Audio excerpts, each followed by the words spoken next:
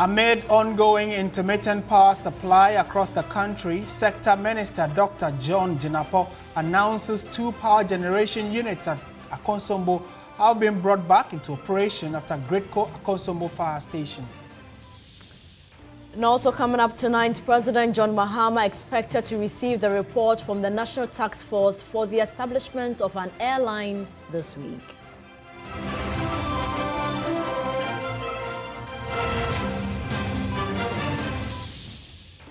And later in the bulletin, the Ghana Armed Forces says an armed attack on a military escort convoy at Binduri has resulted in the death of 3 civilians.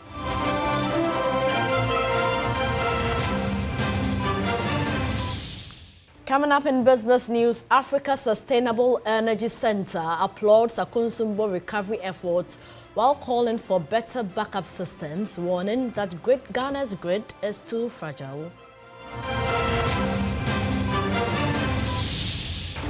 On the international front, Russian forces who are in Mali helping protect the military government have pulled out of the northern city of Kidal after a weekend of coordinated attacks across Mali.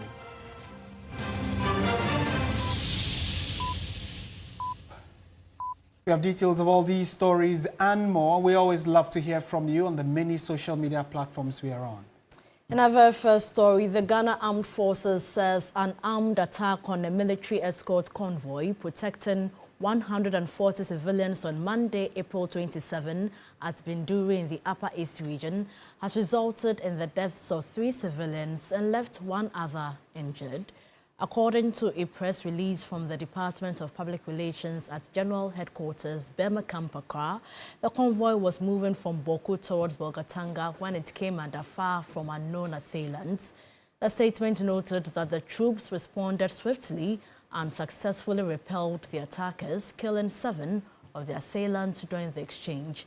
Following the initial confrontation, pursuing soldiers reportedly recovered G3 automatic rifle, 2 loaded magazines containing 20 rounds each, and an additional 176 rounds of ammunition from an escapee who had fled into a mosque.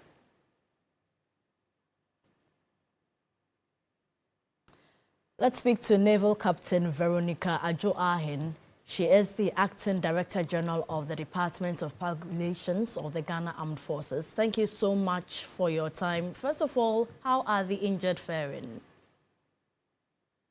Thank you very much for your time, and thank you to your listeners. The injured are doing well. I believe the hospital is taking good care of them, so they are doing well. Okay. What immediate security measures are being taken to prevent further attacks on civilian escort convoys, especially in the Upper East region? The line was not clear. Could you ask the question again? I was asking that what measures are you going to take forward to prevent further attacks on civilian escorts, especially in the Upper East region? This is an ongoing operation, even as I speak. So some of the figures will change from time to time, but we need time to do a thorough analysis and assessment before I can give you a definite way forward. And how is the military coordinating with local communities and security agencies to improve safety on the Boku-Bolgatanga route? I said the exercise is ongoing, so we are not even done with the exercise to start any coordination. The exercise is still ongoing. So until that is done, it will be difficult to even have time to do any effective coordination with our colleagues. Thank you so much for your time. I've been speaking to Naval Captain Veronica Ahen. Let's go to the talked about issue of Dumso now. And the Minister for Energy and Green Transition, Dr. John Jinapor, has announced that 2 power generation units at the Akonsombo have been brought back into operation adding about 280 megawatts to the national grid. He said a third unit is expected to come on stream shortly to add another 140 megawatts. He further says that all 6 units should be back in operation by close of this week. The minister was addressing the press following recent outages that has plunged parts of the country into darkness. The country has in the past 1 month experienced outages that has incurred the wrath of many Ghanaians. The energy minister explained the situation is as a result of the nationwide change and upgrade of transformers and substations. The problem has been exacerbated by the fire that ravaged the Gridco substation in Akosombo, knocking off the hydropower plant and pump stations completely. Engineers have over the past days worked entirely to restore power while the ongoing upgrade continues. Nevertheless, Energy and Green Transition Minister John Jinapo says his stewardship will be to tell Ghanaians the truth. The first generation unit was successfully restored yesterday. This afternoon, as I was about preparing to come for this briefing, I received confirmation from the acting Gridco MD and the VRA MD that the second unit has also been brought and is generating power. I've also been reliably informed that the third unit is undergoing works and that it will be brought on as soon as possible. When we bring on the third unit, it then paves the way that the new technology, the innovative technology that they've never used following this incident has proven to be successful. Then they will bring on the remaining 3 units. On behalf of government and on behalf of the good people of Ghana, I wish to seize this opportunity to commend and salute our engineers and technical teams who have remained on site, working tirelessly under extremely difficult conditions to restore the system to full operation. There's a firm instruction from the minister to ECG managers in the various regions on taking the public along with updates.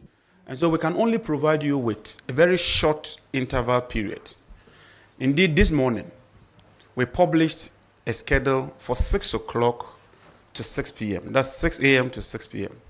This afternoon, they've had to review it because one more plant is come on with about 140 megawatts. And so we would not live in denial. When we face challenges, we will tell Ghanaians. We know that, like me, every Ghanaian wants to enjoy uninterruptible supply of power.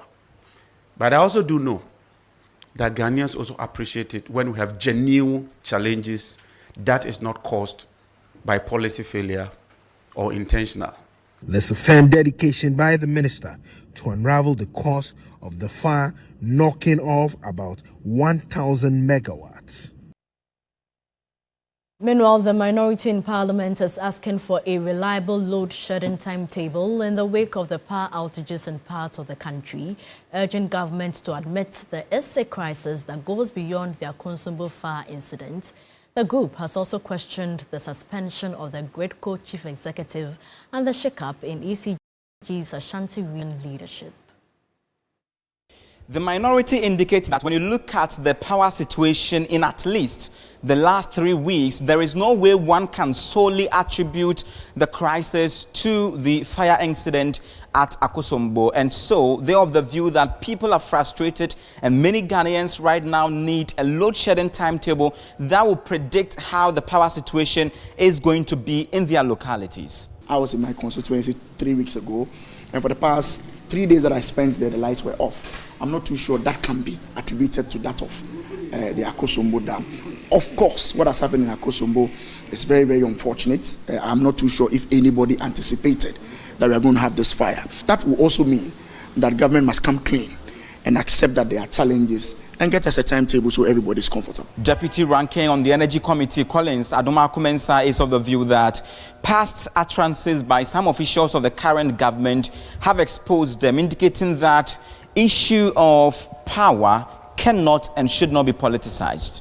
I remember when Dr. Matthew Poko Prepe said, Oye Dum CAC, and that some of the transformers, some of the wires had to be changed. He did not take it lightly. He did not understand why that should lead to some power outages.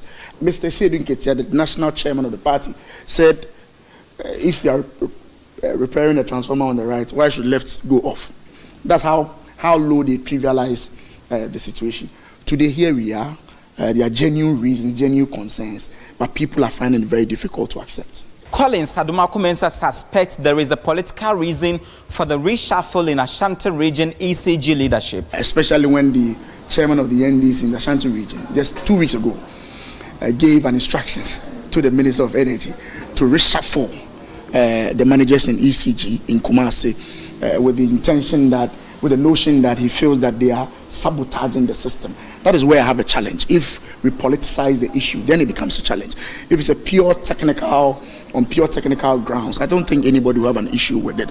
But it's not out of the norm to have a CEO step aside for an investigation to be carried out in order not for the person to interfere in the whole process. What is out of the norm is the rhetoric from other government communicators that he was appointed during the SWAL government, so he's a saboteur and that is sabotaging the system. Now, a fire, one substation, and suddenly large parts of the country are dealing with unstable power supply and blackouts. The incident has disrupted homes, businesses, and even electricity exports, raising fresh concerns about the strength of Ghana's power grid. Noble Crosby Annan explains that the recent happenings in the energy sector could be an issue that we all need to work on. There's more in this explainer. Started on April 23 when fire broke out at the Akosomo substation, one of the most critical points in Ghana's power transmission network. Now, this is where electricity from the Akosomo Dam is controlled and distributed across the country. The fire damaged key infrastructure, forcing engineers to shut down part of the system to prevent further destruction. Once the system went down, Ghana instantly lost over 1,000 megawatts of power, a significant portion of the national supply. The result, widespread blackout, unstable electricity and power cut across several regions, added to the ongoing power outages attributed to the replacement of aging transformers. The heat is unbearable during the night when the light is off. Definitely when you get to work in the morning, you feel sleepy. We are not comfortable because we live by the lights. They give us energy to move on to do a lot of activities. So if we don't have lights, everything is down for us. Even though we have been in such challenges before, but we're able to manage it. But we are not expecting to be in the second or third time. You leave home to work and then you come home and then there's no light. You have soup and then other stuff in the fridge and then you wouldn't know how to store it because it may get spoiled. At the same time, Ghana had to suspend some of its electricity exports to neighboring countries. Now, because this is such a critical national infrastructure, the government is treating it as more than just a technical fault. As part of that process, the CEO of GRIDCO, Mark Iwaba, has been asked to step aside. Now, beyond GRIDCO, major changes at ECG, particularly in the Ashanti region, have been announced. The bigger picture is that the situation is also exposing deeper issues within Ghana's energy sector, especially around infrastructure resilience and backup systems. For now, investigations are underway and the country is watching closely for answers, accountability, and most importantly, stable power supply. And while the country waits, this should not be politicized. Noble Crosby and TV3 News, Accra. Now go to the eastern region where erratic power supply in Koforidua is hitting micro-enterprises hard, cutting into sales and daily income. Yvonne Nikwe has been interacting with some of the affected business owners. Across the eastern region, electricity supply has become unreliable. Power can go off and return unexpectedly, making it difficult for businesses to plan their activities. Micro-enterprises are already feeling the impact as they struggle with declining customer numbers and reduced sales. Chantal Ofori Asante, a hairdresser in Koforidua, says the erratic power supply is affecting her work and driving customers away. Oh, light in a high because me a doom anytime. I am losing customers because whenever the light goes off, my customers don't come here. The light will go off at 12, 10 in the morning at 6 a.m. That is not a good time for my business. Anytime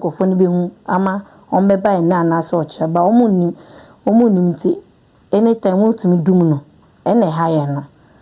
Ejuma it's me say because ejuma light near the ejuma. So munye bibi found my I bet me the ejuma. Grace Owusu, who runs a water business, says the outages lead to income losses. Say, Omudumuna means me town dear sir. A do me or semi pong, and me coffee, and say, can you me soon and wammy? And I was saying to me, do afraid, you know. Go on a new year, and so say me, Janice. The more water I sell, the more income I get. But if the light goes off, I'm unable to sell cool water for my customers.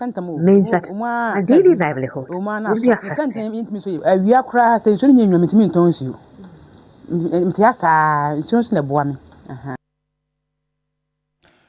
The Minerals Commission has defended the decision by the Minister for Lands and Natural Resources, Ama Kofi-Boah, to revoke the mining license of Akango, Salman and Nkrofo operations held by Adamos Resources Limited. Chief Executive Isaac Tando at the news conference says the Commission will proceed to initiate prosecution against directors of Adamos Mineral Resources. Last week, the Sector Minister of Lands and Natural Resources, Emmanuel Ama Kofi-Boah, officially reviewed the license, citing breaches of mining regulations. He said the company's actions violated provisions that prohibit the transfer of mining rights without prior consent. Since the revocation, tensions have risen within the mining sector, with Adamos Resources accusing the Ministry and the Minerals Commission of acting unilaterally. But at a news conference in Accra, the Minerals Commission insisted due process was followed and that it acted within the law in recommending the revocation. Isaac Tando is the CEO of the Minerals Commission. Under the disguise of investment, the use of foreign operators to conduct illegal mining under the cover of a lease, companies that act with impunity, discard our regulatory authority and endanger our land, water, and communities will face the full rigors of these same laws. The revocation of Adamos Resources Limited leases serves as a precedent. Illegality will not be disguised as investment. These revocations are without prejudice to criminal charges against Adamos Resources and its directors under the Act 995. He also disclosed that steps are underway to prosecute directors of Adamos Resources. He emphasized that Ghana's mining laws will be enforced without exception, one that foreign investors will not be allowed to flout regulations under the guise of investment. If your lease is gone, your lease is gone. We are not using any it's no longer your property. And it's a lease. It wasn't sold to Adamos. It belongs to the government. So if you don't follow the rules, it reverts back to the state. So it's a state asset. And anything out there is fully depreciated. In more news tonight, President John Mahama will this week receive the report from the National Task Force for the establishment of an airline. The committee, after months of completing its work, will meet the president on its findings and recommendations as he expects to implement strategies for the establishment of the national airline. President Mahama's first administration engineered the construction of the Terminal 3 that has seen a total transformation of the country's airport. After some 8 or 9 years, the president returns to Terminal 2 for inspection on ongoing works and also cut short for construction of the concourse connecting Terminal 3 to 2. Impressed about the scope of work, the president further proceeded to the VIP section. Work, he observed, was progressing steadily. The repurpose of the Terminal 2 is to facilitate international departures and alongside existing domestic operations. It seeks to reduce congestion at the Terminal 3 during peak travel time. It also provides 5 additional boarding gates located at Terminal 2. Transport Minister Joseph Bukarinipe says Ghana has taken delivery of 7 new scanners to be deployed at the airport that will improve traveling and security. This means is that passengers will no longer have to remove their laptops from their bags during screening. These scanners come with advanced threat detection systems that will alert our security, airlines, passengers, and staff alert of any threats within our airport. The president revealed the entire VIP section of the airport is under a benevolent rehabilitation to the tune of $2 million. And the patriotic Ghanaian who is remodeling and refurbishing the VVIP lounge at his own expense, free of charge to the government of Ghana. When we visited the lounge, I told him that when he's finished, we'll give him a lifetime membership to that lounge. He can use it until death do us part. He further outlined the scope of the concourse that will make Ghana a standard of aviation. A 7-story, 2,000-bay multi-story car park at Terminal 3, which will incorporate retail and dining areas, a sky view lounge. If you go up to the lounge, you'll be able to see the planes landing and taking off. A dual concept airport hotel. There'll be a hotel. Half of it will be budget for we the Mobrowa, and then the other half will be a luxury hotel for those who can afford it. I hear some airlines are reluctant to move to Terminal 2. But what I'm going to see at Terminal 2 today, I'm sure when we finish, they will be begging us to move to Terminal 2. But as the country readies to improve its aviation infrastructure, the president says a major development will occur in a quest to have a national airline. This week also, I'm meeting the task force I set up to work towards the re-establishment of our national airline. I'm looking forward to receiving their presentation outlining the concrete roadmap for Ghana's flag to fly proudly across Africa and in the global aviation space once again. Away from aviation to education, the Minister for Education, Haruna Idrisu, has directed the Ghana Tertiary Education Commission, GTEC, to immediately withdraw its letters which relate to post-retirement contracts for academic senior members in public universities. The directive follows a meeting between the Education Minister and the leadership of the University Teachers Association of Ghana, UTAG. I will take you through excerpts of that statement or the directive coming from the minister, and it says GTEC, or it goes on to clarify the directive from the minister to telling GTEC to immediately withdraw its letters dated September 30 and October 1, 2025. The letters relate to post-retirement contracts of academic senior members in public universities. The decision is pending further consultations with relevant stakeholders, and the Ministry of Education remains committed to a transparent, inclusive, and consultative approach. We have more news coming up shortly. Do stay with us.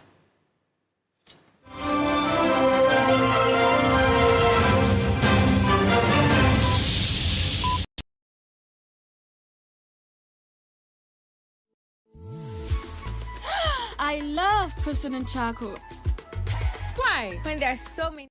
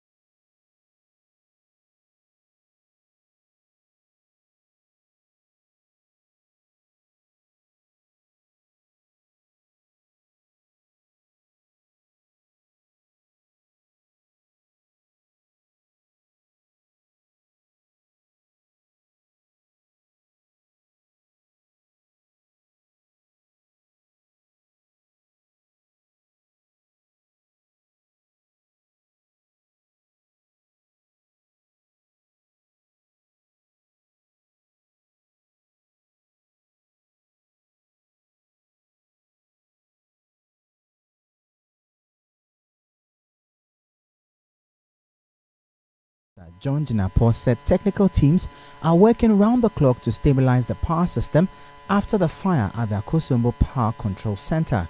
He said authorities have moved swiftly alongside key energy sector agencies to limit disruptions and restore electricity supply.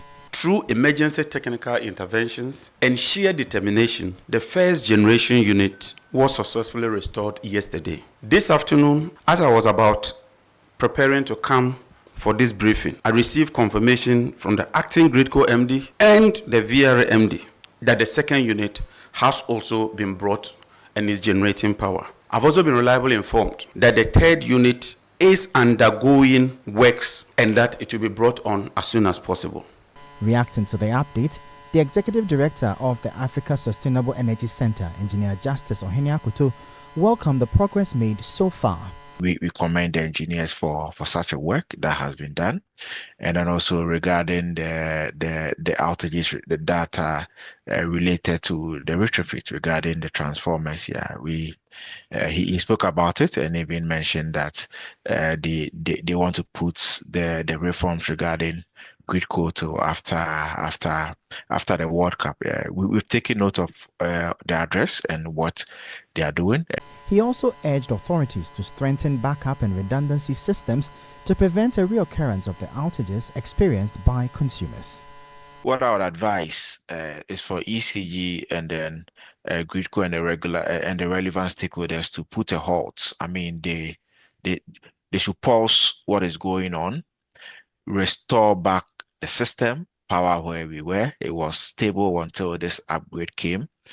Go back to the drawing table, re-strategize, introduce redundancy, and figure out how we can upgrade a system without power constraints, how we can upgrade a system without affecting supply. And that'll be all for the business segment here on News 360. I am Michael Obodu. We'll bring you updates now from the currency and the commodities market.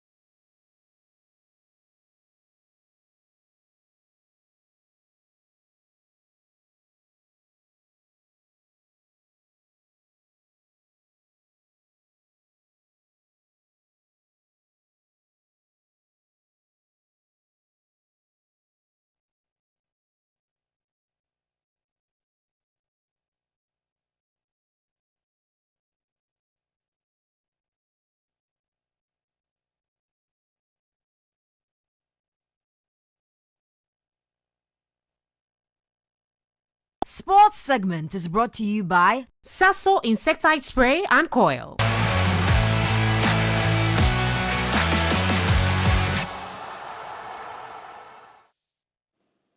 Hello, good evening, and welcome to the sports segment here on News 360 with me, Oriku Ampofo. Ashanti Gold 04 have been promoted to the Ghana Premier League after beating Sky FC by 4-1 over the weekend. Ashanti Gold 04, who are formerly known as Bekwai Heroes, have no relation to the former Ashanti Gold. My colleague Billy Shen provides clarity on the following report. FC Ashanti Gold 04 have secured a place in the Ghana Premier League for the first time in their history after they defeated Sky FC 4-1 in the Division 1 Zone 2 game. And as I mentioned, it's their first time going to play in the Ghana Premier League. But a lot of confusion has been coming up in social media because Ashanti Gold 04's colours and the logo looks very similar to that of Ashanti Gold SC. Now, here's some background. First off, Ashanti Gold 04 is not in any way related to Ashanti Gold SC. Now, Ashanti Gold SC, a team that has won 4 Ghana Premier League titles in the past, have been indefinitely suspended from any GFA-related activities. That was confirmed at a Congress at KNUST back in 2023 around July. Now, in 2024, around August, fans of Ashanti Gold SC actually came to Pram Pram before Congress has started to plead with the GFA to reverse that decision of suspending Ashanti Gold SC forever. That has still not happened. The GFA has not reversed the suspension. Why have they even suspended them in the first place? Now, Ashanti Gold SC was first demoted to the Division 2 League after some allegations of match manipulation investigation was made, and they were found to be guilty, with some members of the club found to be guilty. So they were demoted to Division 2. But they were still engaging with part of the leadership of the club. I'm talking about Kweku Frimpong and also Emmanuel Frimpong, who are part of the leadership of Ashanti Gold SC. And so the GFA deemed it fit to actually suspend them automatically and for a very long period where they've not even decided if they are going to lift that suspension or not. And so as it stands, Ashanti Gold SC does not exist. Now, Essence Energy, which happens to be the owners of Bekwai Heroes, decided to rebrand from Bekwai Heroes back in middle 2025 to Ashanti Gold 04. And so that rebranding was done through the GFA. It was approved, and then that was done. And then for the 2025-26 season, Bekwai Heroes, now Ashanti Gold 04, managed to beat a lot of clubs to actually secure a place in the Ghana Premier League. But they still play at the Langley Sports Stadium, which was the home of Ashanti Gold SC. They've adopted the name, they've adopted a lot of the colors, which are very similar. And so people definitely will confuse the two. But Ashanti Gold 04 is a totally different club, a club that has not played in the Ghana Premier League before. And so we'll be seeing them in the Ghana Premier League for the first time next season, alongside Port City and then one of DBB United and Tamale City in the Ghana Premier League for next season. So as it stands, there's Ashanti Gold 04, practically new, in the Ghana Premier League for the first time, and Ashanti Gold SC, the traditional club.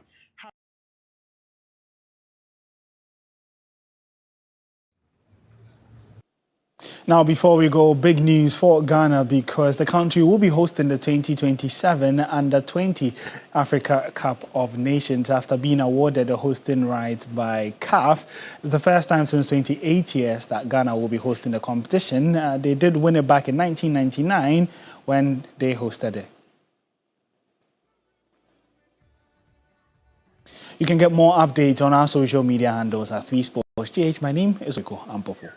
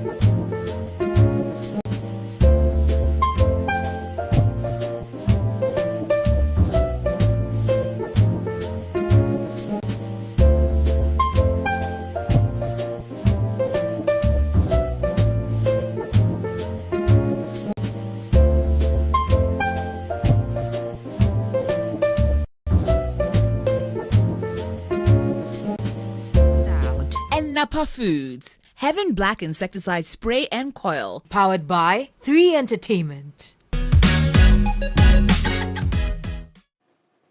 Good evening and welcome to the entertainment news segment here on News 360. My name is Noella Donko.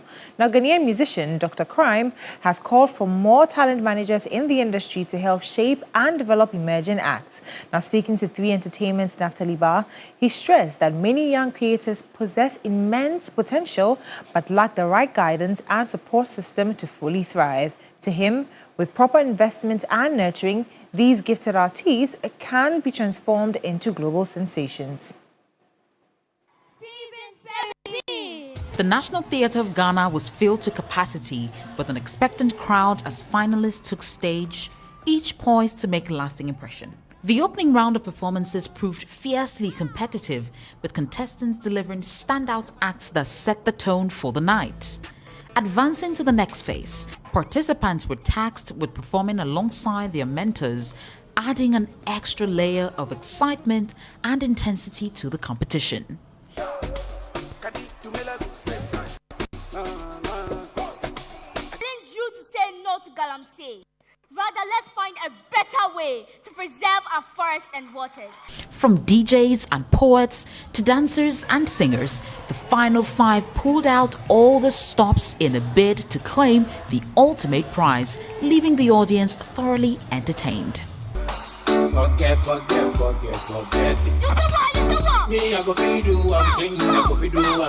it. In the end, gifted singer and performer Queen Dessa was adjudged the winner of Talented Kids Season 17.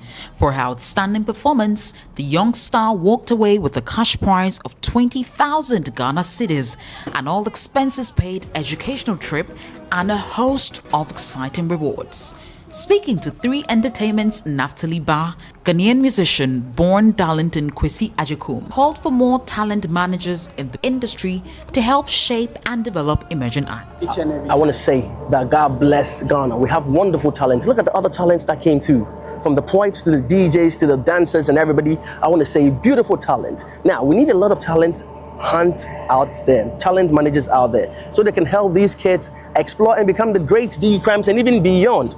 But when we see them on stage like this and the competition is over, let's not think that, oh, the competition is over, so that's it. Please make sure that you start mentoring them one-on-one, give guidance, give them the platforms and the gigs. And before you know, we have a whole galaxy of stars. Applause for Queen Dessa! And that's it for the entertainment news segment here on News 360. My name is Noella Donko. Thank you so much, Noella. On the international front, after a weekend of coordinated attacks across Mali by separatist fighters and Islamist militants, Russian forces who are in the country helping protect the military government have confirmed they have pulled out of the northern city of Kidal. In a series of social media posts, Russia's Africa Corps said they had left the locality along with Malian troops.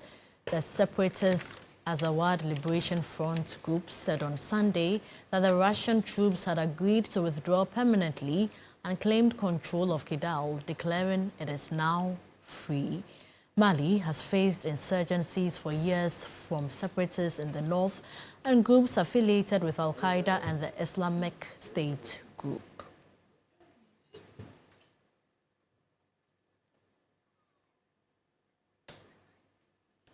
And that's how we bring the bulletin to an end. Thank you very much for watching, and very happy birthday to I knew you were TV3's I knew you were going to do this. Shaga. Well, happy birthday to you. God continue to bless you. Amen. Yeah, so that's it for the show. My name is Martin Esiedu Dati. I'm Portia Gabo. Good evening.